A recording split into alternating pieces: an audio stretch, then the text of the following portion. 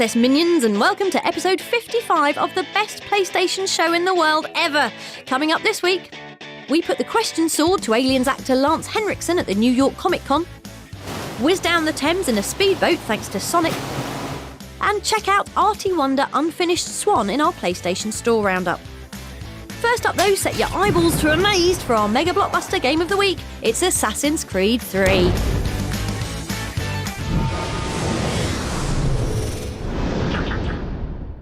That's right, no more yearly iterations of Assassin's Creed, punchy subtitle. Assassin's Creed 3's here. And guess what?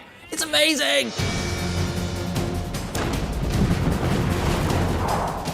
Now don't worry, we know how important the story is, so we're not going to spoil anything. Can't believe Connor turned out to be a whale. Just know that it's full of gorgeous set pieces and twists that will have you gasping like our Dave before his morning coffee. Actually, less like a hungover zombie and more like...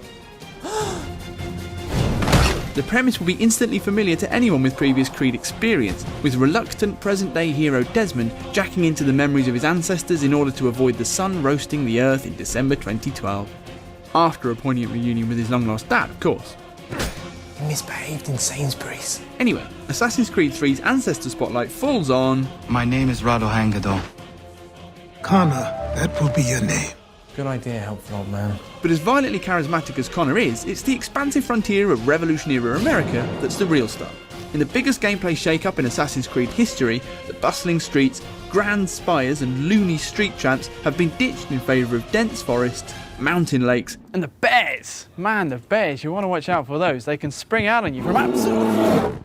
Not only does this mean parkouring through branches instead of across rooftops, it makes avoiding evil red-coated patrolmen all the more satisfying, hiding up a tree or in a bush before pouncing like a furious YouTube kitten with a tomahawk for claws. Don't worry though, there's still plenty of city to clamber about in, towers to jump off and pockets to pick, but this time they're supplemented with meaty side attractions like capturing forts. Yay.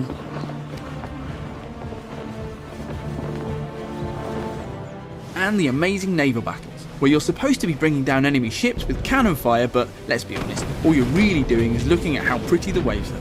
In fact, there's a ridiculous amount of stuff to get involved with outside the story, which we've still said nothing about, remember? You can play checkers with nice men in taverns, open up trade routes from your homestead, which is more exciting than it sounds, I promise, or hunt the local fauna with bait and traps, provided you know what they like to eat.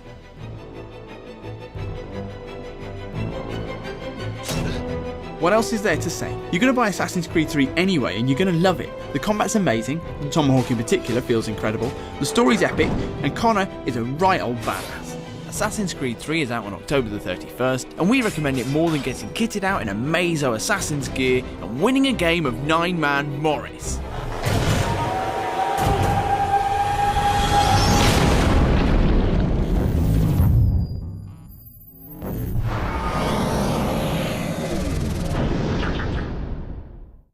Want some news? Have some news. It's your PlayStation briefing.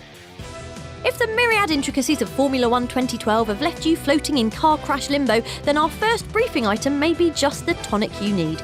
Yes, we've got F1 race stars in the Access office and have been bombing around outlandish circuits as cartoon versions of our favourite racers. Look, it's so easy, even Nathan understands it. It's fast, fun and crazier than Lewis Hamilton's Twitter feed. We'll have more on the game in the lead up to its November release. Just as colourful but a tad more violent is Painkiller Hell and Damnation, which, if the name didn't give it away, is a big bloody first-person shooter heading to PS3 in January. We caught up with Nordic Games and developer The Farm 51 to find out more. We're looking to bring the PS3 players old-school gameplay shooting. So it's not like it's cutscene after cutscene after cutscene and then some button mashing. It's like you get to fight hordes of demons, you gotta experience some cool connected story and play this all in co-op and cool multiplayer modes. And finally, get ready to rumble because the PlayStation All-Stars Battle Royale beta is going live right now. Download it and you can smack your mates as Kratos, Sweet Tooth, Radek, Sly Cooper, Parappa or Fat Princess in both the Metropolis and Hades stages. Hurry though, the beta will be closing on October the 30th, which is the last chance you'll get to sample PlayStation All-Stars before its release on the 20th of November. That's your briefing done for this week. We'll have more news for you next time.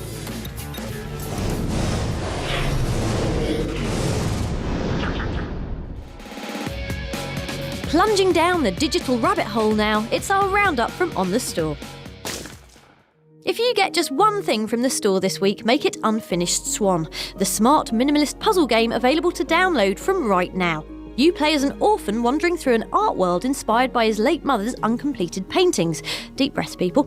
Initially flinging black paint to pick a path through a maze of blinding white before moving on to more complex puzzles in deserted castles and spooky forests. It's beautiful, unusual, and it's about nurturing the hopes of a lonely boy, which essentially means if you don't play it, you're a monster. And now back to zombies. No, don't switch off. This is episode 4 of Telltale Games' masterful The Walking Dead series, which seasons the zombie-splatting action with stuff like story, emotion, and characters you actually give a stuff about. You put that girl in danger again, it won't be walkers you have to worry about. Being the penultimate episode, expect plenty of heart-rending drama and... Oh, wait a sec, I've just got to make a quick radio call.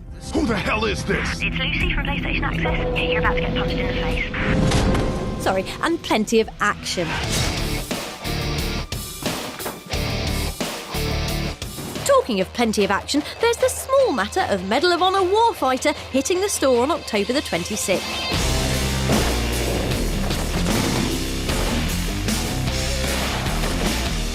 Which brings beards, guns and the sexy Frostbite 2 engine to PS3's autumn party. We brought lime cordial and cherry bakewells. You win, Medal of Honor Warfighter. You win. That's all from the store now. We'll be back with more downloadables next time.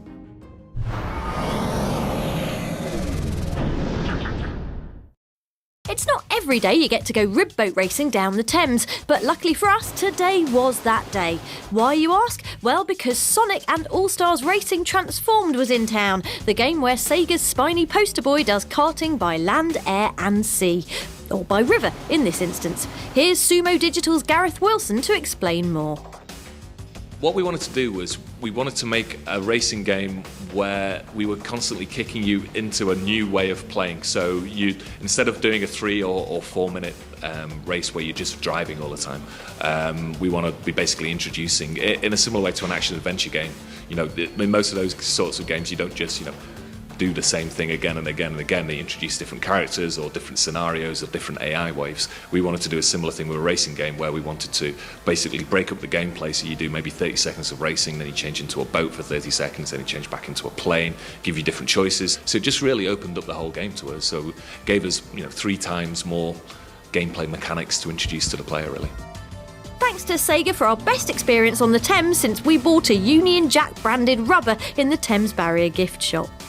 Sonic and All-Stars Racing Transformed is out on PS3 and PS Vita on November the 16th.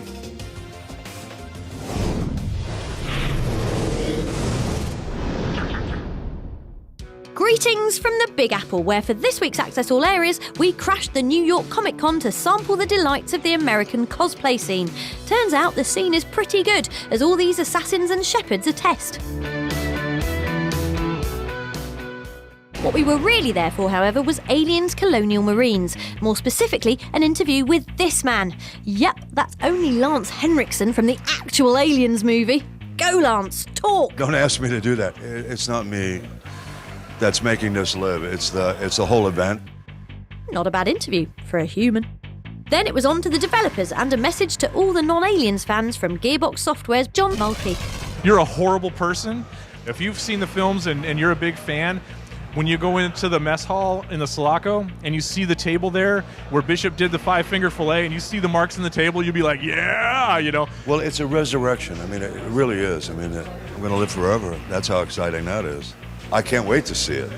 If you haven't seen the films, horrible person, you'll still enjoy the game. If you have seen the films, double joy, because there's going to be all sorts of really cool stuff for you. If you love the films and had different kind of feelings about Alien 3, after Aliens Colonial Marines, Alien 3 is a better movie. What I saw tonight, that's cool. I mean, it's almost in 3D. You're talking about 3D. Thanks to Lance and everyone at Gearbox Software, and thanks to New York for being so big and kind and full of people with excellent dress sense. Yes, we mean you.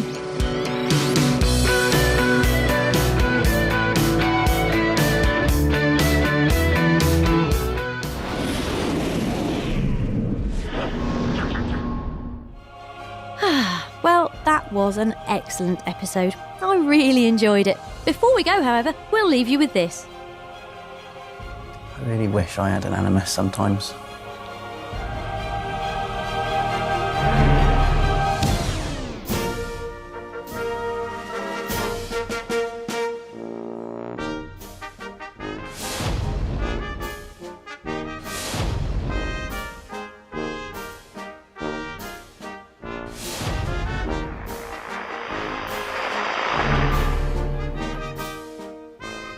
Actually, that was rubbish. Yeah, I think your Animus might have the wrong number there, Desmond. See you next week.